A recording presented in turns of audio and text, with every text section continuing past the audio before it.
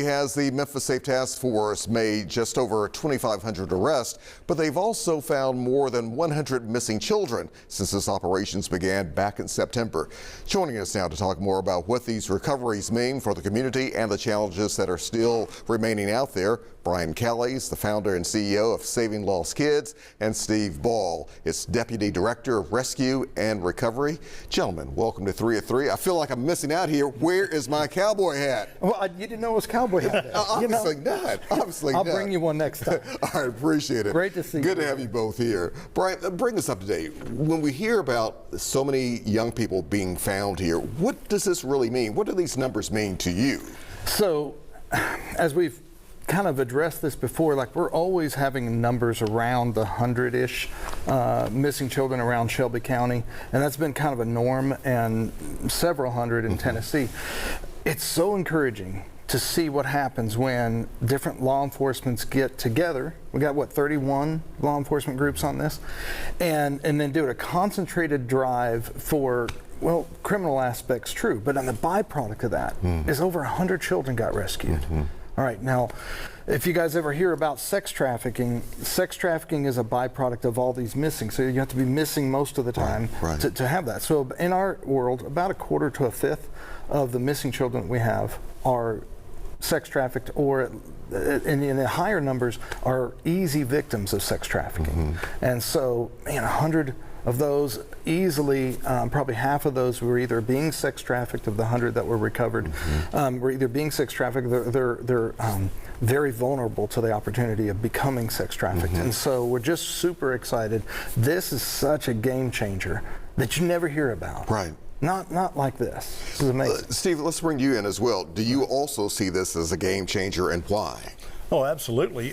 Number one, you look at the numbers, what we get in the databases of who's missing.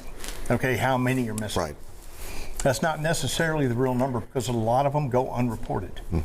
And also, they're here, but they're from somewhere else. They could be from Oklahoma, Alabama, New York even. Doesn't matter. You don't know where they're from. So 100 kids being rescued here. I mean, we haven't received, any of the data about where they're from. Right. So we don't even know that. Right now, there's supposedly about 100 kids missing in West Tennessee. That could be, and probably is, more. So, I mean, Memphis geographically is just kind of pinpoint. Okay, we're FedEx, we're trucking, we're river, we're everything. Memphis is the cross point of the country. And even though we have all the good stuff being transported through Memphis, that also brings the opportunity for the bad stuff, just because of our geographical location. Right. So, Brian, there is a sense of urgency here, I take it. Absolutely. I think it would be amazing if we can continue this effort. There's a talk about, okay, what are we going to do next? Right. What I'm so encouraged is when you get all that law enforcement working together and we have something, we're on something. I'm praying that we just continue that effort. Let's see if we can go find another 100 missing children, right?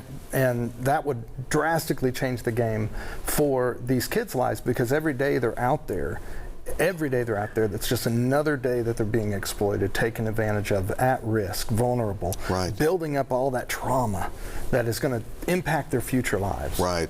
Because, Steve, you don't want these young people to go down that road, that path of criminal activity or actually being trafficked. Right. No, we don't want that, and that's a problem. And the recidivism rate among these runaways, missing, exploited, and sex trafficked, even if they get rescued, a lot of times if they get put right back into the situation they came from, they're going to be right back out on the streets. So we're trying to kind of mitigate that with the ranch that we are in the process of opening up. Right. So, Brian, bring us up to date. I know you and I have talked about it many times about the ranch. Where do we stand with it? What about donations? What are you receiving and getting from the public so we're so blessed, $3 million pledge, and we're waiting for that big donation to finish coming through. It's already been pledged to us. We just haven't gotten in our hands quite yet. So maybe in the next week or so. And then we have other groups that have now jumped into that bandwagon. We had another $1 million donation that was coming in from another group. And as those come together, that'll help help us to kickstart this. The coolest thing we've had yet is the CEO from Big Oak Ranch, which is another ranch in Alabama. They 50 years and they're great at it. He's joined in with us and it's going to go a mile deep with us to take us to be able to build this ranch so quickly and so perfectly great that all the stuff they've learned to do that we're going to be able to put in.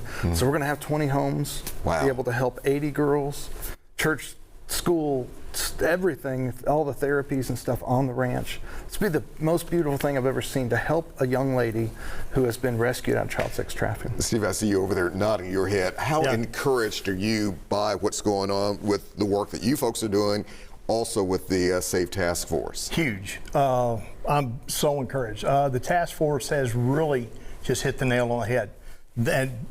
Now, when I say the nail, I mean this is just the first part of it. This is just the tip of the iceberg, because there's so much more going on that they haven't hit. They haven't been here long enough. And of course, Governor Lee has said it's going to be here a lot longer. This is not going to be a short-term project. Thank you. So we're really happy about that.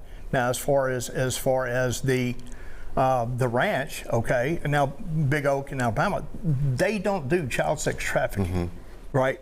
They do something completely different. So we will be the only place, recovery center, for this type of abuse. Wow. Keep us posted on that for sure. Steve Bull, thank you very much for being here. Brian Kelly. Always a pleasure. Brother, always good to see you. We're going to take a short break.